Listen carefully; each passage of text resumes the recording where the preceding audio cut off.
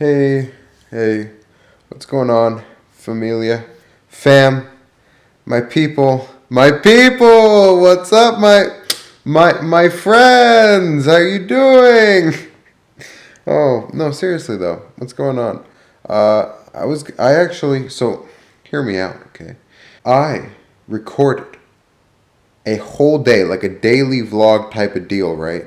I recorded, I edited for 4 hours straight. And then I realized that my life is so depressing that I don't want to share it.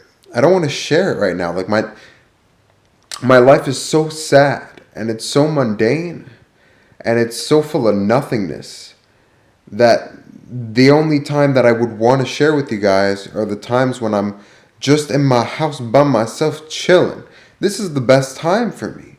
So when my life gets more movement, which I'm hoping that it does soon because I'm looking for an opportunity to move around the country in different spots, different areas, and keep myself moving. I'll be able to show my environment. I'll be able to be less secretive about where I am. Uh, and I'm waiting for that to start really taking off with this vlog series. But for right now, the only thing I want to share with you, the only thing I want to sit down and show to you is this is just me chilling. Oh goodness. Oh goodness. What's there to talk about? What's there to talk about? So the other morning, I was on the bus going to work, as I always do. My 1.5, almost, it's basically like a 2 hour commute. It's basically a way too long of a commute. But on my way, there was this insane woman, and she was legitimately crazy. We're all living on some kind of level of anxiety or depression, or I guess I won't put the air quotations. Maybe you feel depressed, but you don't know what real depression is. Or maybe you feel anxious and you don't know what real anxiety is. When you see it, you know. So when you see someone going batshit fucking crazy, you know that the anxiety and the paranoia got to a point where it just overflowed, and they're just fucking gone. And when you see people in depression, real depression, where they're shitting themselves and laying in bed all day and they don't give a fuck anymore, then you realize, like, oh yeah, my emptiness is still a solvable problem. That's one thing you should take away, I think, is that your problems right now are solvable. Like, I have extreme paranoia. I have extreme, and no. Extreme would be saying, like, I don't go outside, I don't talk to people, I don't communicate, I don't touch things. Okay, so we're not at that point yet, but I do have paranoia. My anxiety transformed into a very strange place, and I'm hoping to get out of it. I'm taking steps towards it because I know it's a solvable problem. And one thing that helps you realize that it's a solvable problem is seeing people that have gone fucking insane, and you're like, wait, slow down. Being crazy is not a good thing. Being crazy is not a crutch that I should use as an excuse for things. It should be something I should work on. It should be a problem that I should be aware of, that I should be making steps to try and conquer in my life. Because you don't want to be like the crazy lady that was on the bus the other morning. When you see it, you know, she's like, she's standing there being very calm. She's holding two bags. She's wearing an overcoat. She's maybe 55, 60 years old. And it's very quiet on the bus. And then you hear her go, what? What? And then everyone on the bus is like, what the fuck? You know, when a bunch of strangers are all that close together, everyone goes, and then she just kind of looks at everyone and then just keeps looking straight. And then 20 seconds later, not very long afterwards, she comes to the back of the bus. So she was kind of in the middle. She comes to the back of the bus and she goes up to a lady and she's like, can I sit there? Because she's holding like 5 bags, like huge bags. Those bags looked heavy. I'm not gonna lie. And I don't know what was going on in her life, but she's holding 5 bags and she's like, "Can I sit there?" And trying not to burp, but every time I speak, I burp. It's fuck. So this young lady goes, No. Straight up. Can you believe that? I almost said, excuse me, I almost said something, but the crazy lady turns around and she gets off the bus immediately afterwards. But, you could tell by the way she was looking and the way she was kind of looking around at everyone that she was very uncomfortable. She wasn't ready. The paranoia, the anxiety, whatever it was that she was dealing with, maybe borderline schizophrenia, was to a point where it was just too overwhelming for her to be in that situation.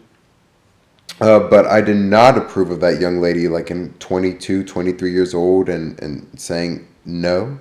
Are you fucking serious? Stand for what? 10 minutes. What's 10 minutes of standing gonna hurt you to let that poor old batshit crazy lady have a seat? Really fucking sad. It was sad to see. It made me kind of ashamed to be in like the same age group as her. And everyone on the bus, most people are older, right? Most people are adults. Or I guess we're adults. Everyone in my age group were adults, right? But I'm talking about older adults. Most people are kind of older that you see on the bus. Depending on the time of day, but usually in the morning commute, it's like people who are in their 30s or people who are in their 40s going to work. They look at that and they make that assumption about our age group, and it looks bad on us. And that's not something we should be proud of. It was very, and of course they're older and they're more mature, and they probably realize like, oh, not everyone who's 20 or in their 20s is like that nowadays. But it does say a lot. It does say a fucking lot that we're not willing to give up our seat. And I was about to say excuse me, but she got off. But we should act like that's representative of our age group. We should act like that because it'll make us more conscious of being more compassionate towards others around us and being more aware and more empathetic for people in general. See people's, especially someone in your age group. When you see someone in your age group acting a certain way, see it as a reflection of yourself. Because it'll help you to really put yourself in that situation and in that context, if that makes any sense. Because that's what I did immediately. And it's second nature to me. And I was like, holy fuck. Not because of the shame of it, right? Not because of because I genuinely would have given my seat to her in a moment's instant. That's just who I am. But because I had that what the fuck reaction, you know what I mean? When you have that what the fuck is happening right now reaction, that stems from that place of you're young, you're capable of standing, and you don't have the empathy or the awareness to realize that this person just wants a little bit of peace for her commute. I don't know where she's going. We don't know where she's going. We don't know what she's doing. But just fucking help out a little bit. People act like they don't have anything to spare. If you don't have anything to spare, don't explain it in like a novel, but just say it. Just say I don't got anything. But you got something to spare. If you're a 22-year-old young lady sitting down on the bus, you got something to spare, which is your time sitting down. You can spare that for time standing up. I'm sorry. I apologize. I don't apologize. You know that to be a fact. She knew that to be a fact. And it really irked me. It really got on me. It really made me. That was the day I was filming and that whole day put me in a really bad mood. And the video after editing, I was like, holy fuck, I was in a horrible mood that day. It was a horrible day. And the day today wasn't any better. Some dude at work one of the fucking cooks at work was so pissed for I don't know what fucking reason. The guy's carrying two bins, one full of broccoli, the other full of I don't know what, and he's not capable of lifting them overhead. You know me, I've worked in restaurants for the past 2 years, so when I'm carrying a bin or a tray or anything, those things are going in the air, okay? I'm flying. I'm not letting nobody stop me. When you work in a restaurant and you work long enough in a restaurant, you can do the moves, okay? I got the moves. I got the dance. I spin. I do the move. I can. But I mean, he's a cook, right? So you don't expect the cook to be able to take the big white bin and just fucking lift up like that and do the move, right?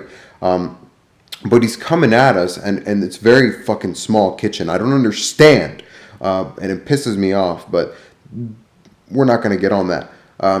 But he's like, get the fuck out of the way. I want you guys to move. And he's like, hey, statue. Like, he called me a statue because I was like, move out the fucking way, statue. Because I was just standing there. The man just showed up. Doesn't have the patience to say, hey, excuse me. All you got to say is, excuse me twice, and everyone's going to fucking move. Calm the fuck down. But of course, people don't understand that when you're aggressive, right?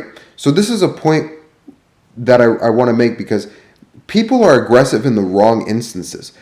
Being aggressive and coming at people like that makes people act shocked, because their first instinct is like, we're on a team, we're on the same team, so you have a problem and we want to help you with that problem. So everyone's reaction, it was me and another girl actually was trying to get around. Our reactions were to stop and look at him. But he's like, I want you guys to get out the fucking way. It's like, just say, excuse me. And you work in a restaurant. When you hear excuse me in a restaurant or behind you, everyone fucking dips, moves, dives, because you don't know what's coming behind you. Hot plates, hot trays. You have no idea in a restaurant. So if you just say behind you, or coming behind you, or coming in hot, or excuse me, bada bing, you're getting through, no problem. But the man was so in his head and so frustrated that he couldn't realize to just say, excuse me. He had to say, get the fuck out of the way. Everyone move out of the fucking way. Like, dude, you're not helping yourself, and you're putting other people around you in a state of, and it's a chemical reaction, right? That state of fight or flight. Or in my case, it was like move out of the way, but then for the next 30 minutes to an hour, I was pissed because of that instance. And it's a small thing, but I reacted with like, so he's coming at me aggressively, and then he's insulting me, calling me a statue because I'm big and I'm in the way. Like, fuck you, right? And then later on, as I'm calming down, we're walking, and he's coming towards me, and I'm walking past him, and he like gets as close as he possibly can without brushing up against my shoulder, right? Because I always move out of the way of people, because I know I'm big, right? I'm wide. I'm not the tallest, biggest man, but I'm like big enough to be big. So I always, especially because I work in a restaurant, I've always gotten into the habit of moving sideways, moving my shoulders sideways, moving out of the way, keeping myself moving out of the way, because I'm a, like he said, I'm a fucking statue. I'm not frozen in place, but I'm wide. And I'm not, of course, people who know me know, like, I'm probably just I'm medium size, but I'm like medium plus. I'm tall enough to be tall, and I'm wide enough to say like wide. But I'm not like anything. I'm not a gargantuan, right? Okay, so I guess a good way to put it is I'm 6'1" and I'm 190 pounds, if that says anything for you. So right, I've gotten out of the habit. So I obviously I moved, right? But the man got as close as he could to my shoulder, and I stopped and I looked back, and he kept walking, and I was like, does he want to fucking fight me? Because I'm not an aggressive person. I don't want to fight. I can't fight. But if he would have said something, I'm very reactive, and I will tell you if you're fucking up, because you're fucking up right now. Being in that mood, and I don't know what's going on with him at home or what's going on with him, but when you bring that energy into the workplace, you really fuck everyone else up around you. It's really shitty. It's a really shitty thing to do. It's a lack of awareness when you bring your energy like that into the workplace. Usually when I'm feeling like that, I let it be known by being silent. And I'm just silent, and I say, excuse me, when I want to move through. And when people talk to me, I give quick answers, but I let it fester in me, because I don't want other people who are having good days to have shitty days. And it's just a lack of awareness and a lack of respect. And the weird thing is that he's genuinely a nice person.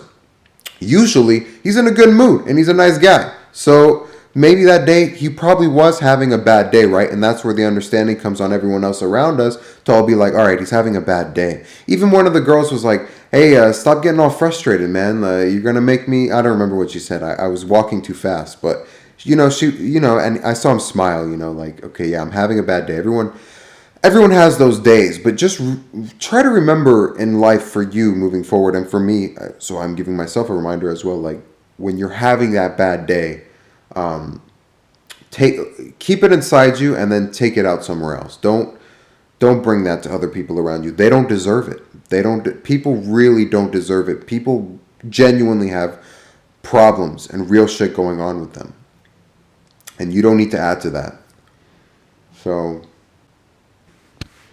yeah, I guess I don't want to come on here and vent and be angry and be depressed and be like this, right? I don't want my content to be this, but this is what's going on with me right now, and I guess this is my vlog series, so I guess that's what I have to say. For the day. Fuck, my back is killing me. All right. Well, that being said, I'm gonna go run. I'm gonna go for a run. Even though it's late, I'm feeling kind of. I don't know. I feel fucking stressed. I feel worked up. I feel like my back hurts. I'm feeling like my heart is like causing pain in my body. I don't know how to explain it. I feel bloated. I feel bad. So when you feel that way, exercise really does give you a hand, and water and exercise. So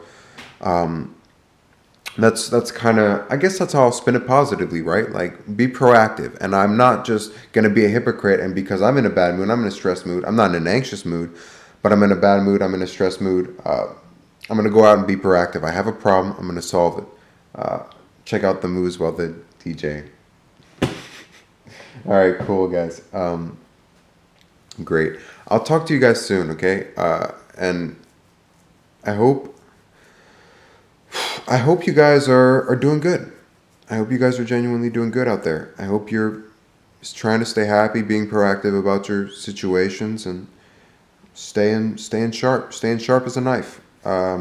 Be kind, be healthy, and I'll see you guys. I'll